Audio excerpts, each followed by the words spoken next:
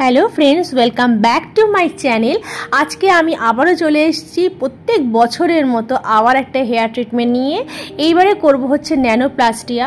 তো সবার আগে আমার হেয়ার ওয়াশ হয়ে গেছে অ্যান্ড দেন তারপরে আমি হাইলাইটস করে নিচ্ছি।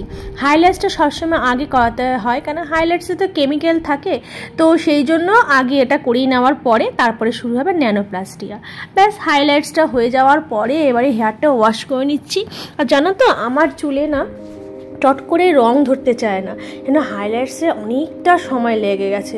এবার হেয়ারটাকে খুব ভালো করে শ্যাম্পু দিয়ে ওয়াশ করে নেবে। ব্যাস এবারে দেখো এইভাবে ড্রাই করছে, আর অলরেডি 3 ঘন্টা লেগে গেছিলো।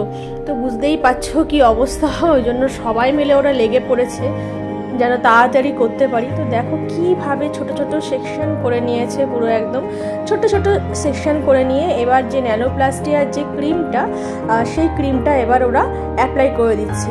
আর দেখো 4 জন মিলে আমার চুলটাকে ধরে পুরো টানাটানি করছে। ক্রিম অ্যাপ্লাইয়ের প্রসেসটা কিন্তু খুব ভালোভাবে না করলে কিন্তু বেশি দিন স্টে করে না ন্যানোপ্লাস্টিয়া। তো দেখো একদম স্মল স্মল সেকশন করে ননস্টপ কিন্তু ওরা এভাবে ম্যাসাজ করতে থাকছে। আলটিমেটলি ডান। এবার মাথায় একদম পুরো পুড়িয়ে দিয়েছে হেলমেট। এবার 1 ঘন্টা আমাকে ওয়েট করতে হবে। তার মাঝখানে তো আমার জোরে খিদে পেয়ে গেছিলো, মানুষ এসে খাবারও দিয়েছে। ব্যাস এবার হেয়ারটা হয়ে গেছে 1 ঘন্টা। এবারে ওটাকে ওরা কী করবে, আবার ওরকম স্মল সেকশন করে নিচ্ছে, দিয়ে আবার তোমার হেয়ার ড্রায়ার অ্যাপ্লাই করবে অ্যান্ড ভালো মতো করে ড্রাই করে নেবে হেয়ারটা।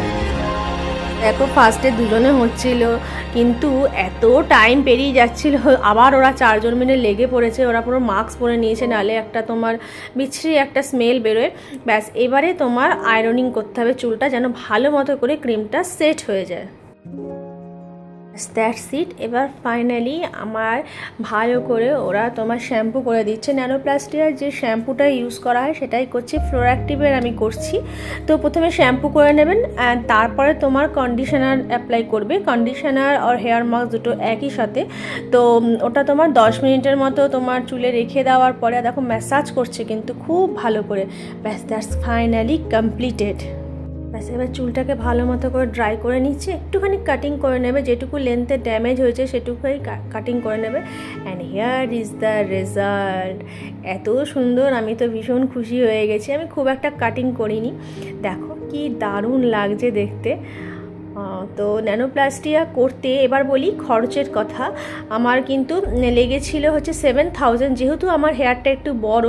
তো তোমার এর স্টার্টিং প্রাইস হচ্ছে 5000 থেকে, আর হাইলাইটস করতে আমার খরচা হয়েছিল 3000, মানে টোটাল 10000 আমার লেগেছে ঠিকই কথা, কিন্তু ওয়ার্থ ইট। তোমরা কিন্তু অবশ্যই করতে পারো। আমার ভীষণ ভীষণ আমি হ্যাপি। এই ট্রিটমেন্টটা বলো বা বোটক্স বলো, আমার 5 ইয়ার্স ধরে ননস্টপ আমি করে যাচ্ছি। তো খুবই ভালো লাগে আমার, মানে খুব ম্যানেজেবল হয়ে যায় হেয়ারটা।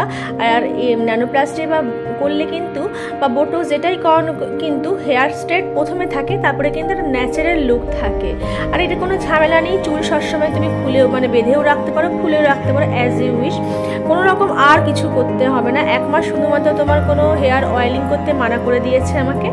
তো স্পায়ের দরকার হয় না, আমার তো একটু হেয়ার ফল হয় না, আমার তো ভীষণভাবে স্যুট করে। কারণ অলমোস্ট তোমরা দেখেইছো যারা আমার পুরনো বন্ধু চ্যানেলের, আমি প্রত্যেক বছরই করাই কিছু না কিছু ট্রিটমেন্ট, আইদার বোটক্স কি ন্যানোপ্লাস্টিয়া, দুটোরই রেজাল্ট খুবই ভালো। প্রোঅ্যাক্টিভের ন্যানোপ্লাস্টিয়া করেছি আমি, তোমাদের ডেসক্রিপশন বক্সে অ্যামাজনেও পাওয়া যায় প্রোঅ্যাক্টিভের শ্যাম্পু অ্যান্ড কন্ডিশনার, তার লিঙ্ক দিয়ে দেবো। আর আমি সাইডে দেখো পিকচারও দিয়ে দিয়েছি দুটোর। তো এই শ্যাম্পু আর কন্ডিশনারটা কিন্তু অবশ্যই ইউজ করবে, অন্য কোনো কিছু শ্যাম্পু আর কন্ডিশনার কিন্তু ইউজ করো না যদি তোমাদের মনে হয় যে 1 ইয়ারের একটা ভালো এফেক্ট নেবে। তো চলো টাটা, বাই বাই, সবাই ভালো থেকে সুস্থ থাকো।